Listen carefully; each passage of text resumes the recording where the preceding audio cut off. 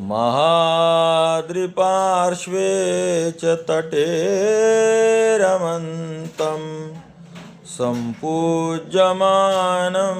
सततं मुनीन्द्रैः। महाद्रिपार्श्वे च तटे रमन्तं सम्पूज्यमानं सततं मुनीन्द्रैः। सुरासुरैर्यक्षमहोरगाद्यैः केदारमीशं शिवमेकमीडे। सुरासुरैर्यक्षमहोरगाद्यैः केदारमीशं शिवमेकमीडे। पदच्छेद असा आहे, महाद्रिपार्श्वे च तटे रमन्तं सम्पूज्यमानं सततं मुनीन्द्रैः।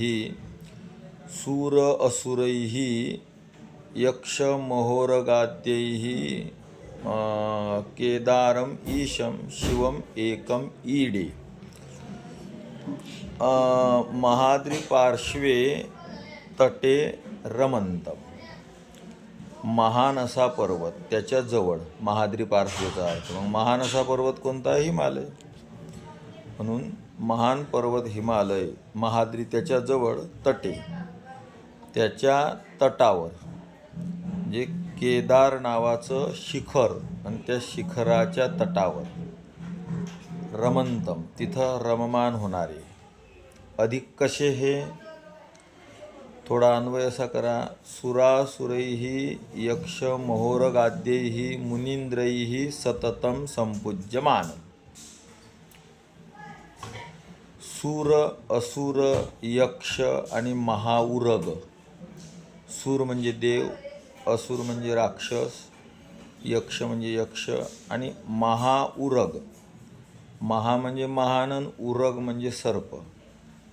महान महान असे सर्प आणि त्यांच्याद्वारा मुनींद्रैही, तसेच मुनिश्रेष्ठ त्यांच्याद्वारा सततम संपूज्यमानं, नेहमीच जे पूजल्या जातात असे. कोणते? शिवम एकम केदारम ईशम. शिवम कल्याण स्वरूप असणारे, एकम एक असणारे, ईशम सर्वांचे ईश्वर असणारे असे केदारम, असे केदारनाथ. ईडे मी त्यांची स्तुती करतो.